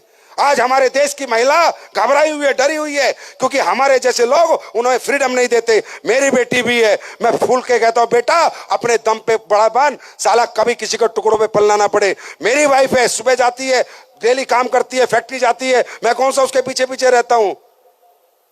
भाइयों याद रखना, महिला सशक्त, परिवार सशक्त, समाज सशक्त और देश सशक्त। दूसरी बात, अब तो तू पति बना घूम रहा है, सोच के देख, तू नहीं रहा तो सोच के देख, आ तो तू कमा के ला रहा है और तूने अपनी वाइफ को अपंग बना रखा है, अपाहिज बना रखा है। तेरे कुछ हो गया तो फिर वो कहां कहां जाएगी, फिर क्या क्या करेगी, फिर कैसे भीख मांग के गुजारा करेगी, दुनिया के घरों में चूल्हे चौके बर्तन करेगी। साले ऊपर बैठ के अच्छा लगेगा, यहां मर्द बना घूम रहा है। जब अच्छा लगेगा, अरे भाई सुन, टिकनी थी तो टिक गई, भगनी थी तो पहले ही भग जाती। सीधी बात, समझे? रोका टोकी मत करो, कंधे से कंधा मिला के चलो और अपनी बेटी को, बहन को, बीवी को सेल्फ डिपेंडेंट बनाओ। इसमें वो गर्व महसूस करेगी और समाज आपको गौरव महसूस करेगा और आपको दोनों हाथों से सल्यूट करेगा। वाह क्या विचार का व्यक्ति है। तैयार हैं? महिला शक्ति तैयार है? बराबर की जंग के लिए तैयार है? प्यार से समझाना पति को, डांटना मत, नहीं तो मेरे पीछे लग जाएंगे, मुझे ढूंढेंगे दिल्ली में हमारी राइट। लेकिन नहीं, कभी ना कभी आपके बच्चे बड़े होंगे तो दूर रहेंगे ना, पढ़ेंगे तो भी दूर रहेंगे ना, है या ना? आप इतने बड़े चौकीदार मत बनो, चौकीदार मत बनो, इनको बड़ा बनाओ। और यही मेरी सोच है कि वुमेन एम्पावरमेंट अगर सबसे ज्यादा आएगा तो डायरेक्ट सेलिंग से आएगा, डायरेक्ट सेलिंग से आएगा, डायरेक्ट सेलिंग से। आज हमारे प्रोडक्ट के रिजल्ट क्या हैं? क्या लोगों को एक्सपीरियंस से जानना चाहोगे? अरे सुनना चाहोगे? अच्छा लगेगा, गट अच्छी फीलिंग आएगी, पॉजिटिव फीलिंग आएगी।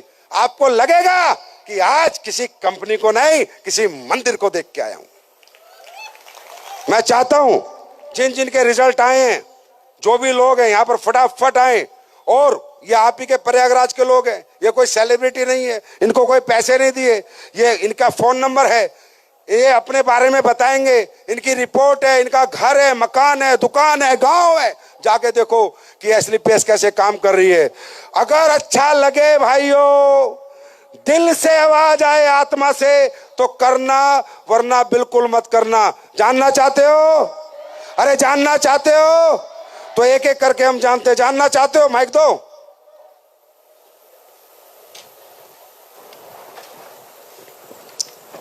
हम देखते हैं आप ही के लोग हैं। मैं पहली बार प्रयागराज आया हूं। देखो मजे की बात क्या है कि पहली बार प्रयागराज आया हूं तो प्रांगण में पैर रखने की जगह नहीं है। मेरे आने से पहले जब तुमने ये जलवे कर रखे हैं तो मुझे पता है मेरे जाने के बाद तो तुम आतंक मचा दोगे। जी मैडम आप बताइए। नमस्कार दोस्तों। हाँ जी बताइए। मैं प्रयागराज से रहने वाली हूँ। मेरा नाम रीता सिंह है। मैं बीमारी से ग्रसित थी। मैं अपने बीमारी के बारे में बताना चाहती हूँ जो है। और मेरे ब्रेस्ट में सिस्ट था, उसमें से डिस्चार्ज आ रहा था। और मैंने तो इलाहाबाद में 2 साल से दिखाई, मुझे कोई वो नहीं हुआ था नहीं। और इसके बाद मैं 2 महीना जोधपुर गई, वहाँ भी दिखा के आई। डॉक्टर कुछ समझ में नहीं पा रहा था कि ये डिस्चार्ज कैसे आ रहा है। मुझे एक टेबलेट भी नहीं दे रहा था। मैंने वहाँ से आई, फिर यहाँ इलाहाबाद में फिर दिखाई एमएच में, तो वहाँ का डॉक्टर मुझे तुरंत बोला आपके नी ट्यूमर है और ऑपरेशन के लिए आज ही एडमिट हो जाओ। तो मेरे हस्बैंड भी फौजी हैं, इतना जल्दी कहाँ से छुट्टी मिल सकती है। मैं बोली अगले दिन मैं एडमिट हो सकती हूँ। उन्होंने बोला ठीक है। जब मैं गई एडमिट होने के लिए तो वहाँ मुझे बेड खाली नहीं मिला। मैं वहाँ से वापस आई, बोला शॉर्टकट में बताओ। शॉर्टकट में मैडम, शॉर्टकट में, टाइम बहुत हो गया। तो फिर उसके बाद मैंने बेड मुझे नहीं मिला है। मैं बोली चलो मुझे लखनऊ ले चलो। लखनऊ गई तो वहाँ का डॉक्टर भी मुझे समझ नहीं पाया किस चीज में। आपने हमारे क्या प्रोडक्ट लिए ये बताइए। कुड़की डाक, क्लोरोडाक, गायनोडाक, पंचतुलसी। कितने दिन लिए? 3.5 महीना मैंने ली और मुझे 15 दिन में आराम मिल गया था। प्रयागराज 15 दिन में ठीक हो गए थे आप? मेरा 15 दिन में आराम मिला और 3.5 महीना मैं यूज की, मेरा एकदम आराम हो गया। अब ठीक हो आप? अब बिल्कुल ठीक। अब ये बताओ पहले आपने कितना पैसा खर्च कर लिया था? सुनना भाई, पहले कितना खर्च हो चुका था आपका घूमने फिरने में? बहुत पैसा खर्चा हुआ और मैंने सिविल में सारी जांच सिविल से कराती थी। लाखों रुपए खर्च हुए होंगे, हजारों खर्च हुए होंगे। हाँ। यहाँ कितने हुए? यहाँ 40,000 45,000 खर्चा हुआ है। प्रॉब्लम देख रहे हो? मैं क्या कह रहा हूं, दुनिया की नहीं यूनिवर्स की पहली इथिकल कंपनी है जो लोगों के पैसे भी बचवाती है और जिंदगी भी बचाती है। थैंक यू मैडम जी। जल्दी बताइए क्या प्रॉब्लम? नहीं, पैर मत छुओ, जल्दी बताओ। सर मुझे हार्ट का वॉल्व मेरा श्रिंक हो गया था। हार्ट का वॉल्व श्रिंक हो गया था सर। वॉल्व श्रिंक हो गया था। क्या नाम है आपका? राजेश कुमार गौतम। अच्छा, क्या करते हो आप? मैं रेलवे में जॉब करता हूँ सर। Loco pilot? नहीं, अच्छा, अभी मैं ओएस के पद पे हूँ सर। तो वॉल्व में क्या हो गया था? वॉल्व मेरा श्रिंक हो गया था, सुकड़ गया था। हाँ सुकड़ गया था। क्या बोला फिर डॉक्टर ने? डॉक्टर ने ऑपरेशन के लिए बोला था। मैं दिल्ली गया था, बड़े हॉस्पिटल में जांच कराया था। उन्होंने ऑपरेशन के लिए बोला था। कितने पैसे मांगे थे? वो उन्होंने करीब 20-25 लाख की खर्च बताई थी। कितने पैसे की खर्च बताई? जोर से बोलो। 20-25 लाख की खर्च बताई थी। फिर क्या हुआ? ओपन हार्ट सर्जरी उन्होंने कहा था। फिर हमारे दोस्त संतोष कुमार दीपक जी जो आज रूबी स्टार भी बने हुए हैं, उनको मैं और बहुत बहुत धन्यवाद देता हूं सर। और आपको मैं सर, क्या प्रोडक्ट लिया आपने? मेरा क्लोरोडाग चलाया गया था, थंडर ब्लास्ट चलाई गई थी, और अर्जुन स्टेट चलाया गया था, और लिवोडॉग कार्डियोडॉग चलाई गई थी सर। हाँ, मतलब ये 4 प्रोडक्ट आपने लिए, आपको 30 लाख की ओपन हार्ट सर्जरी बताई। अब क्या सिचुएशन है आपकी? अब सर मैं, अगर आप इजाजत दें तो मैं 4 लाइनें आपको गा कर सुना दूं सर। सुना दो।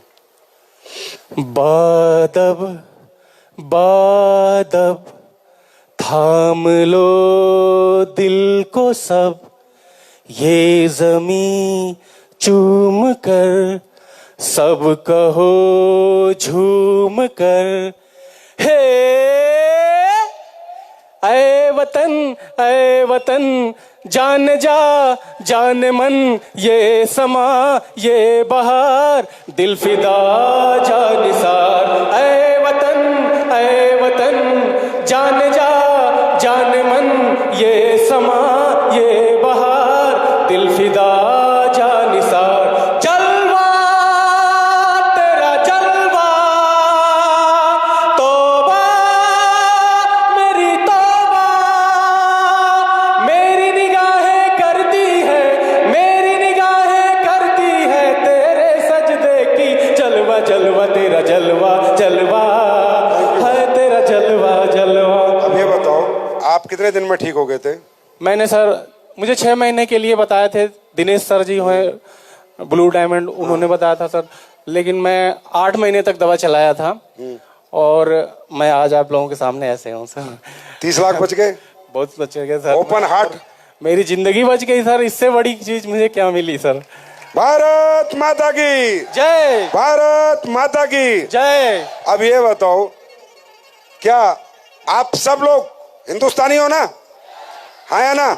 इस व्यक्ति के 30 लाख बचे, पूरा हार्ट ओपन होने से बचा। कितने हजार में? 20-30 हजार में। ये अच्छा काम है, बुरा काम है? आप बताओ एक आवाज में।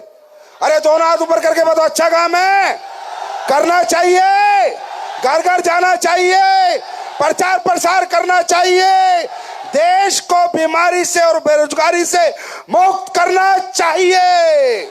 Thank you ji. मैडम बताइए फटाफट। सभी से मेरा राधे राधे। सर आपको भी राधे राधे। मेरा नाम है पिंकी पांडे, मैं शहडोल जिला ब्लॉक बुढ़ार से हूँ। सर मुझे 1 साल से हो गया था, मतलब मुझे ब्लीडिंग की समस्या हो गई थी, वो मेरा बंद नहीं हो रहा यानी था। प्रॉब्लम हो गई थी। हाँ। जी। तो मुझे क्या कहते हैं कि जैसे मैं हॉस्पिटल में दिखाई तो उन्होंने मुझे ऑपरेशन के लिए बोली, जैसे बच्चादानी निकालना पड़ेगा। बच्चादानी उसके निकालना लिए। पड़ेगा। हाँ। जी। और वो मेरे अंदर खून की कमी इतनी हो गई थी कि मुझे सिर्फ 3 पॉइंट खून बचे थे। 3 पॉइंट हीमोग्लोबिन। डॉक्टर ने मुझसे ये बोला कि इतना खून तो चूहे के होता है। उन्होंने मुझसे बोला आप कैसे मतलब सही चल बात के आ रही नहीं, हो। बहुत बड़ी बात है। 3 पे फिर- जिंदा नहीं रह सकते थे। हाँ, लेकिन मैंने 3 पॉइंट खून में भी बराबर काम ही किया है सर। मैंने कभी अपने आप में हार नहीं माना है। बाकी जब मेरे पास वो मेरी अपलाइन है अंजू मैम और रुचि मैम, वो मुझे आई और मतलब इस प्रोडक्ट के बारे में समझाए, तो उन्होंने मुझे दिया एक गानोडॉक और एक इम्यूनोडॉक। जूस। अरे नहीं, जूस क्या बोलते उसको, बैरिडॉक, नोनी नोनी जूस। हाँ। जी सर, नोनी जूस और 5 तुलसी। तो मैंने 5 तुलसी नहीं पिया सर, क्योंकि मुझे उसका स्वाद अच्छा नहीं लगा, लेकिन मैंने दोनों प्रोडक्ट यूज किए और मुझे 1 महीने में ही रिजल्ट आ गया। 1 महीने में आपकी ब्लीडिंग बंद हो गई? फुल रिजल्ट आ गया सर। सिर्फ मेरे मान लीजिए 2 से 2,500 हजार रुपए ही खर्च हुए। और पहले कितने खर्च हो चुके थे? पहले तो सर मैंने गिनती ही नहीं की है। ताली बजाओ। Thank you so much madam, God bless you. अब आगे, अभी ठीक हो आप? जी बताइए। प्रणाम सर, मेरा नाम सरिता पटेल है। मैं यहीं प्रयागराज से ही हूँ। और मैं नहा के निकली, उसके 5 मिनट बाद ही मेरे पैर में सूजन आने अरे लगी। बाप रे। सर, मेरा बायां पैर इतना ज्यादा फूल के गुब्बारा जैसे हो गया, कमर से लेके पूरा नीचे तक, कि लगता था कि फट जाएगा। उसके बाद मैं उस समय कोरोना भी चल रहा था। ये बात है, आज 22 मार्च है, तो उस समय भी 22 मार्च ही था। आज 3 साल हो गया। फिर क्या हुआ? उसी समय मैं जब निकली तो फिर हॉस्पिटल मुझे ले जाया गया, जहाँ पे मुझे कहीं एडमिट नहीं किया जा रहा था। फिर किसी तरह से एडमिट किए, 1 हफ्ते में हॉस्पिटल में थी। उसके बाद हॉस्पिटल वालों ने मुझे निकाल दिया, बोले कि आप घर जाइए, या नहीं तो यहाँ आपको कोरोना हो जाएगा। फिर मैं घर आ गई तो मेरे हस्बैंड डॉक्टर रमेश चंद्रा और इनके एक फ्रेंड थे डॉक्टर संतोष यादव जी, आज उन्हीं की बदौलत मैं इस मंच पे खड़ी हूँ कि थंडर ब्लास्ट और गायनोडॉक, यही 2 प्रोडक्ट मैंने लिया। अच्छा। वो भी मैं 3 महीने का कोर्स था। उन्होंने बताया कि बीमारी क्या थी मैडम? बीमारी का आप बताओ, ये डॉक्टर साहब ये बताएंगे, मुझे भी नहीं पता ज्यादा बीमारी, बताना। मैं 40 साल से बीएमएस 40 बीएमएस कर रहे हो आप? हाँ, क्या बीमारी थी इनको? Deep vein thrombosis. हाँ। ये ऐसी बीमारी है जिसमें जो गहरी आप वाली। डॉक्टर हो? जी सर। कितने साल से प्रैक्टिस कर रहे हो? 40 साल से? 22 साल पतंजलि में रहा हूँ सर। अच्छा, 22 साल पतंजलि में भी रहे हो? जी अब बताइए। डीप वेन थ्रोम्बोसिस क्या होती है? तो ये क्या होता है कि जो बड़ी वाली धमनी होती है पैर की, हाँ। आर्टरी, हाँ। उस आर्टरी में पूरा क्लॉट बन गया। ओके। एकाएक, और वो क्लॉट बन गया। क्लॉट बनने के बाद एकाएक स्वेलिंग आ गई। मैंने बहुत ट्रीटमेंट किया, कहीं कोई रिलीफ नहीं मिला। पतंजलि का भी किया, मैं तो डॉक्टर था, मेरे जितने मित्र थे सारे लोगों को मैंने दिखाया, लेकिन कहीं इलाज नहीं मिला। लोगों ने कहा कि इसका ऑपरेशन करा दीजिए। ऑपरेशन करने के बाद क्या होगा कि हो सकता है इनका पैर सो जाए हमेशा के लिए। हमने कहा नहीं, ऐसा ही ठीक है। हमारे फ्रेंड हैं डॉक्टर संतोष कुमार यादव सर, वो जुड़े हुए, तो कहे भैया आप जुड़ जाइए। मैं नहीं जुड़ा। अपनी आईडी दे दीजिए, मैंने नहीं जुड़ा, क्योंकि मुझे डायरेक्ट सेलिंग से बड़ी नफरत थी। लेकिन अब क्या मोहब्बत है? बहुत ज्यादा सर, बहुत ज्यादा। यही तो चाहिए था मुझे। और 11 साल पहले यही तो मिशन था मेरा। ये जितने डायरेक्ट सेलिंग से नफरत कर रहे हैं ना, इनका मोहब्बत में कन्वर्ट कर देंगे। सर, हमारे बीच में हमारे गुरु कुलदीप मुदगिल सर बैठे हुए हैं। इनको मैंने आगरा में सुना। मैंने बहुत क्वेश्चंस लेके गया था डॉक्टर संतोष सर के साथ, और बहुत कुछ मैं जाऊंगा तो ये पूछूंगा, लेकिन सर का एक वाक्यांश मैंने सुना, मेरे सारे क्वेश्चंस डिसॉल्व हो गए, अपने आप डिसॉल्व हो गए। तो डॉक्टर साहब, मतलब ये जो डीप ये होती है, फिर इसका इलाज कम है? बहुत कम है? बहुत कम है सर, बहुत मुश्किल होता है। बहुत मुश्किल। और हमारे 2 प्रोडक्ट से ठीक हो गई है एकदम, गायनोडॉक एंड थंडर ब्लास्ट आज भी मैं देता हूं। और मेरी आवाज आज 64 साल की उम्र में जो है वो 30 शॉट की आवाज है। आए डॉक्टर साहब, thank you so much doctor साहब, सो नाइस ऑफ यू। आप जैसे अच्छे लोग, देखिए 40 साल को आपको प्रैक्टिस करते हो, सही को सही कहो, गलत को गलत कहो। इसलिए ये पहली कंपनी है जो ओपन पब्लिक को बुला के बात करती है। हमें पता है हमने कुछ गलत किया ही नहीं, दुनिया इधर से उधर हो जाए, एसलीपीएस पे दाग नहीं लगा सकती। ये बीमारी जल्दी होती नहीं है। तो सर आप जो है प्रचार प्रसार करो, लोगों को बताओ। सर, टोपाज बन चुका हूँ। अच्छा, अरे वाह, टोपाज बन गए हो, वेरी गुड डॉक्टर साहब, गॉड ब्लेस यू। फिर मिलते सर, एक लाइन आपके लिए केवल, या सबके लिए एक लाइन। जाम पर जाम पीने का क्या फायदा, जाम पर जाम पीने का क्या फायदा, शाम को पिया है सवेरे उतर जाएगी। और एक जाम एसलीपीएस का पी कर देखो यारों, जिंदगी खुशियों से भर जाएगी, जिंदगी खुशियों से भर जाएगी। थैंक यू डॉक्टर साहब, love you so much. Thank you brother. जी अंकल जी। जी दोस्तों नमस्कार, मेरा नाम है पवन कुमार बैस, मैं सीधी जिला रहने वाला हूँ, मध्य प्रदेश का। मेरा कमर में बहुत दर्द था, बहुत इलाज करवाया, वो ठीक नहीं हुआ। ये कहा मतलब बताए कि वो मैडम बताए कि वो आप दवाई लीजिए, आपका वो कमर ठीक हो जाएगा।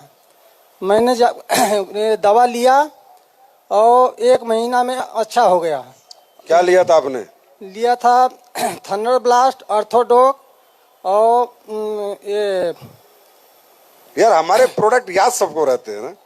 वो लिए थे त्रिफला, हाँ, डायरेक्ट सेलिंग करे ना करे प्रोडक्ट सारे याद है। लीवोडॉक और एक तुलसी लिए और मतलब 1 महीना के अंदर ठीक हो गया। 3 महीना हम उपयोग किए। अच्छा, आप यहाँ पर जो आए हो, आप डायरेक्ट सेलिंग करते हो? जी करते हो जी, करने लगे आप भी? तब से करने लगे हम, मतलब ठीक हो गए तो हम करने लगे, मतलब मतलब 3 महीना से करने लगे। मतलब हमारा ये दूसरा लेवल हो गया है, तीसरा मतलब होने वाला है। क्या बात है, इसको कहते हैं रियल डायरेक्ट सेलिंग। लोग प्रोडक्ट से खुश हो, पैसा खर्च किया उन्होंने, उनको फायदा हो, उसके बाद वो प्रचार प्रसार के लिए निकले, इसे कहते हैं real direct selling. Thank you भाई साहब, थैंक यू सो मच जी। लास्ट। नमस्कार सर। नमस्कार। मैं राजगढ़ मिर्जापुर जिला का रहने वाला हूँ, नीरज सिंह। मेरे इस तरफ पूरा दर्द खाने में पीने में आज 7 साल से था। क्या था इधर? जी, पूरा भन मतलब जैसे न खा सके, न पी सके, न बोल सके। हमारी भेंट इनके सर और वंदना मैम से हुई और बोली कि यही दवा लीजिए। और मैंने मंजन, तुलसी, इम्नोडेक सब 5-6 दवा 6,000 का दिए। दूसरी बार लिया हूँ और पहले जैसा मैं फिट हूँ। अभी ठीक हो गए आप? जी। कितने दिन में? डॉक्टर ऑपरेशन के लिए बोले थे। अच्छा, ऑपरेशन के लिए बोले थे? जी, MRI कराया, बहुत दवा, मतलब मैंने लगभग 3 लाख रुपए का। 3 लाख रुपए का? जी। और हमारे यहाँ कितने के लिए? अभी 12,000 का हुआ है। और उसमें आराम हो गया? जी। पूरा हो गया? पूरा। या थोड़ा बहुत बच रहा है? अभी बचा है थोड़ा सा। थोड़ा सा बचा है, वो भी हो जाएगा। जी। ताली तो बजा दो, दुआ दे दो। धन्यवाद। Thank you. तो भाई आपकी मर्जी, ये आपके सामने, ये काम हमें करना है। और ये बहनें जितनी मेरी बैठी हैं, आपको आईडी बेचने नहीं निकलना है 100 SP वाली। इसके लिए जाओगे आप परेशान हो जाओगे। आप लोग पहले प्रोडक्ट से कंज्यूमर क्रिएट करो। 3 तरह का नेटवर्क बनाओ, एक कंज्यूमर का, एक अपने नीचे सेलर का, तीसरा नेटवर्कर का। जो डायरेक्ट सेलिंग करने वाली महिला होगी वो खुद चल के आएगी कि आपको क्या मिलता है। आपका काम है प्रोडक्ट लेके जाने, हर दिन 250 SP 200 SP लेके आने। आपको ये मतलब नहीं है जुड़ेगा ये काम करेगा, ना ना ना, काम करने वाले अपने आप पैदा होंगे। आपको SP बेचने हैं। अभी जैसे मिशन मलेशिया चल रहा है नहीं चल रहा? अगर मिशन मलेशिया में आप ये देखोगे मैं इतनी टीम बनाऊंगी तो आप घबरा जाओगे। इसी को दूसरे दिमाग से देखो कि क्या करना है। फ्रेशर ब्रॉन्ज को 250 SP बेचने हैं पूरे हफ्ते में, समझे? सिल्वर को 296 SP बेचने हैं पूरे हफ्ते में। गोल्ड को 350 SP बेचने हैं मात्र। प्लेटिनियम को 400 450 SP बेचने हफ्ते के। एमराल्ड को 600 700 SP बेचने हैं। टोपाज को 7,700 SP बेचने हैं। हर दिन के 100 SP पूरी टीम में बिकने चाहिए। दोस्तों, डायरेक्ट सेलिंग में सेलिंग को महत्व दो, सेलिंग को, डायरेक्ट सेलिंग में सेलिंग को महत्व दो। हमारा कोई भी फाइटर सुबह घर से निकले तो शाम को SP लेके आए, खाली हाथ ना आए। हर घर में चाहे साबुन हो, चाहे सरफ हो, चाहे पेस्ट हो, चाहे राइस ब्रेन हो, जाएंगे तो कुछ तो दे के आएंगे। Are you ready? मलेशिया आने के लिए कितने लोग तैयार हैं? मिशन मलेशिया की तैयारी है, प्रयागराज तैयारी है। भारत माता की, भारत माता की, भारत माता की। वंदे वंदे वंदे। आप सबका बहुत बहुत धन्यवाद। प्रयागराज के इन पवित्र लोगों को मैं प्रणाम करता हूं। Thank you so much. God bless you, love you all, wish you all the best.